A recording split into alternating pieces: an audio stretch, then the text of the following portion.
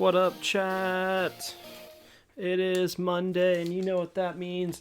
It's time for some math. All right, that was way more excited than I usually am. But anyways, it is Monday. We are out here, and today we are going to talk about difference quotient.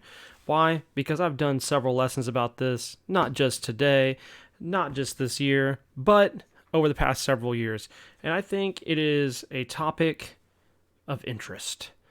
And not only that, I personally believe that difference quotient, in the way it's broken down in textbooks, is made it be more difficult than it actually is.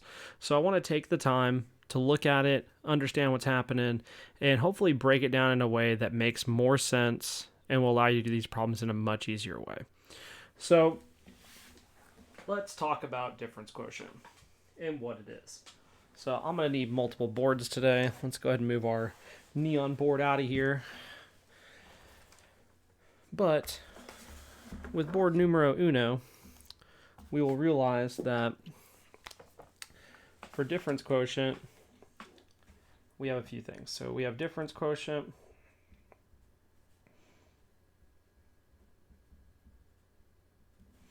And when you're taking the difference quotient, you have a formula that says f of x plus h minus f of x all over h.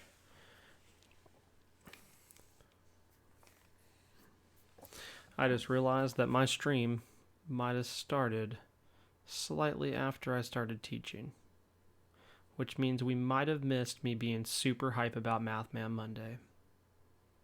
Sadness. All right. If that's the case, I'm going to hit this again real quick. It's Math Man Monday, and we're talking about difference quotient today. Okay. Difference quotient, f of x plus h minus f of x all over h is the formula. Now, this has a few different meanings, and what we want to think about, and I think it's important to kind of discuss this is what is known as the secant line. Typically, when we look at difference quotient, we are looking at the subjects of algebra and pre-cal. It is an introductory lesson before derivatives in calculus, where we then talk about the tangent line and the derivatives. So I've done some talk about derivatives and the basics of them. You can go check out that video. If you go and click on the YouTube link below, there's plenty there. Derivatives is one of those things. Secant line is slightly different than tangent line, as it is known as the average rate of change.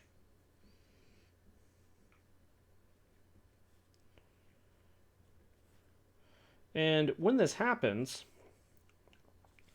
we're talking about the slope between 2 points. So when we talk about derivative, it kind of gets mixed up that it is average rate of change. It's more so the instantaneous rate of change, just for that clarification.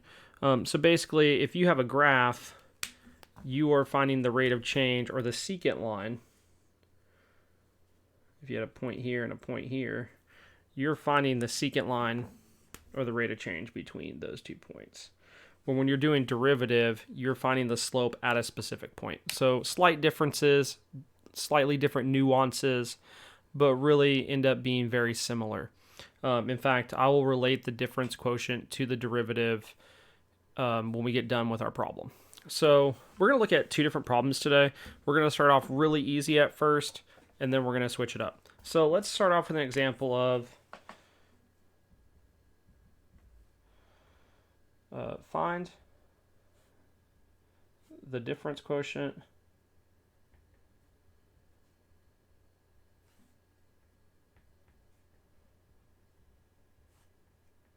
of f of x equals 3x plus 5 and simplify. So the thing that we want to keep in mind is we want to use the information we're given. And part of the information we're given is this lovely f of x plus h. Why is that important? Let me get rid of this little graph here. We don't need it anymore. Because part of our formula up here has f of x in it.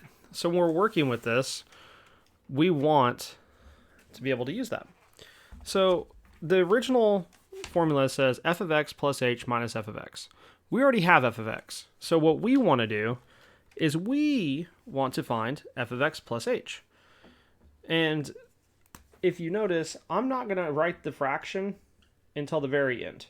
So if you're working in a textbook, the one thing that they're going to do is they're going to write this out as a fraction over and over and over and over again and use a ton of steps for something that we don't need to do.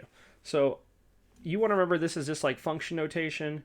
So you have 3 times some value plus 5. And that value that we're substituting in is our x plus h. So we're going to get x plus h here. And then we just finish solving that out.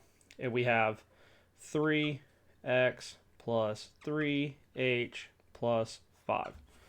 Well, we now have 2 of the things we need. We need difference quotient. So we had needed f of x plus h minus f of x over h. Well, we have f of x plus h now, and we have our f of x. So we go on to our next step where we say, okay, well now I need to find f of x plus h minus f of x.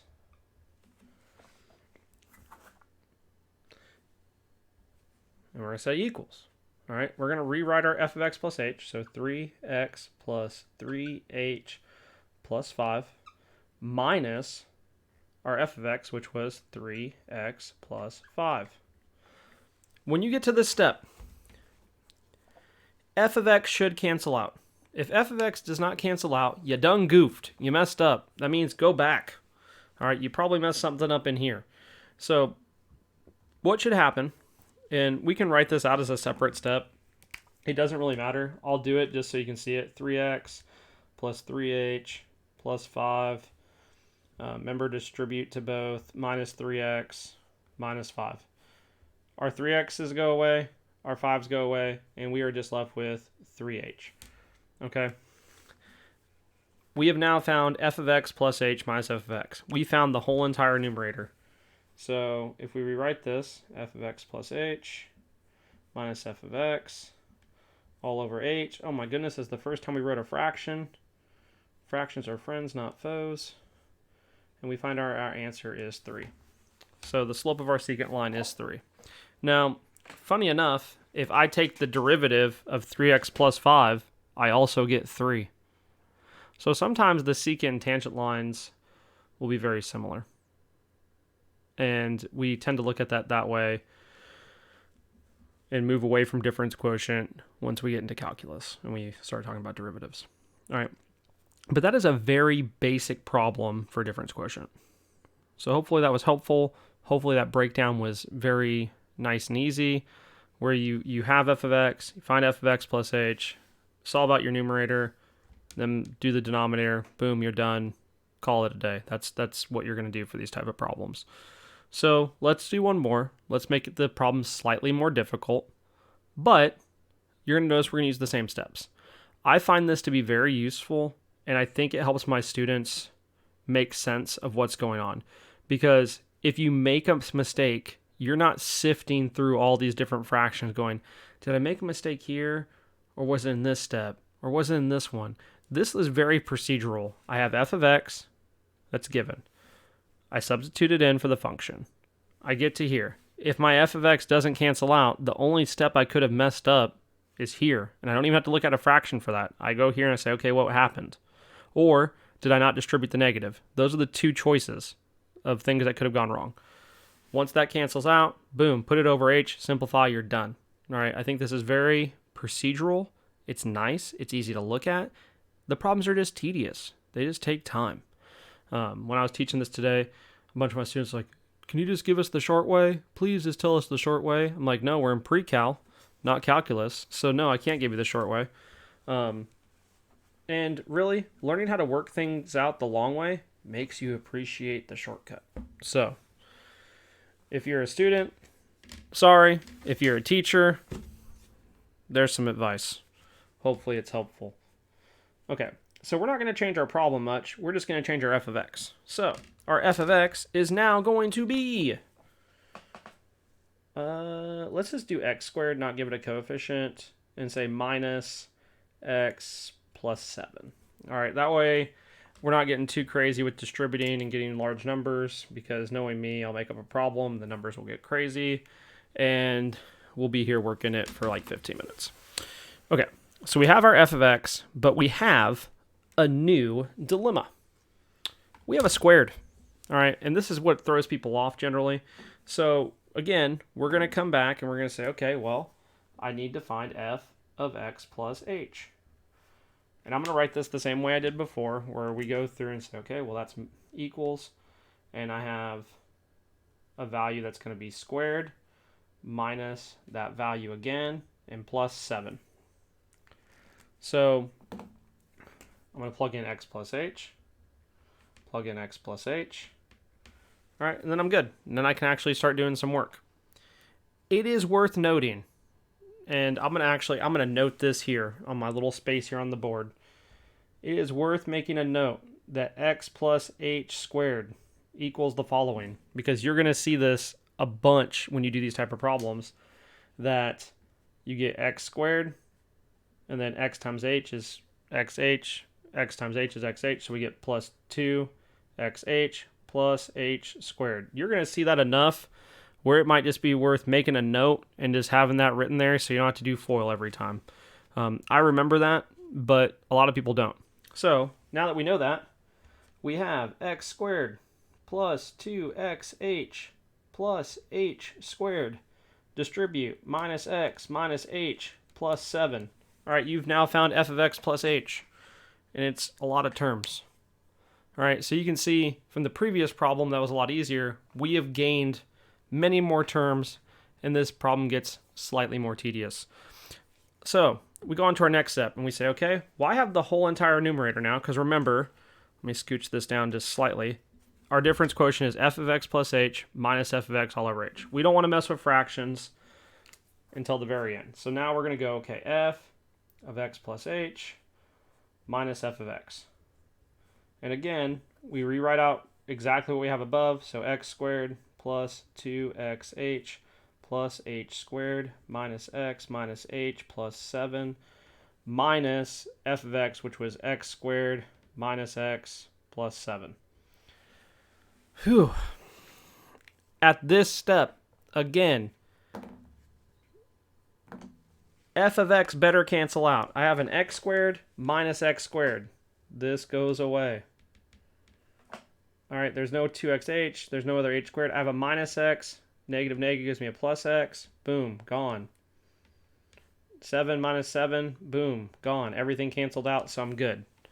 If it didn't cancel out, one of two things happened. You didn't distribute the negative all the way through, or you goofed up here with your distribution. So go back and check, okay?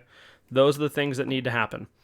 Now that you've done that, you have 2xh plus h squared minus h. All right, I don't know that I rewrite that step there, but if you need to, go ahead. After that, we're back to doing a fraction. So you have f of x plus h minus f of x all over h. We now have 2xh plus h squared minus h all over h. What do those all have in common, chat? They all have an h in common. So we take out 2x plus h minus 1. Bam, boozle. That is our answer. And again, funny enough, if I came up here and took the derivative, I'd get 2x minus 1. The only difference is there's an h there. That's the, oops. The only difference is there's an h there. So that's the difference between tangent line and secant line. All right. All right, chat. If you're watching this on YouTube, hello, viewers. That has been difference quotient. I hope you guys enjoyed that. I hope it made it easier for you if you've been struggling with it. And I'm excited to have helped. That is the end of tonight's Math Man Monday. I'll be hopping over to some games here in a second. I think we're going to Smite. And I have some more announcements to come. So I will be making those announcements once I get back with the stream here in like 2 or 3 minutes. I got to reset up everything. But I appreciate y'all tuning in. If you're interested in deco boards, hit me up. I can give you a contact to hopefully maybe get you out a trial board and get you some pricing for those. If you are looking for more math content, go to the YouTube. There's a playlist there. And then keep a watch out on Twitter for any announcements that I've been making about the stream. Or if you just have questions, DM me, hit me up on Twitter, let me know. And I will, like I said, I'll be back here in a minute with some Smite and some general announcements.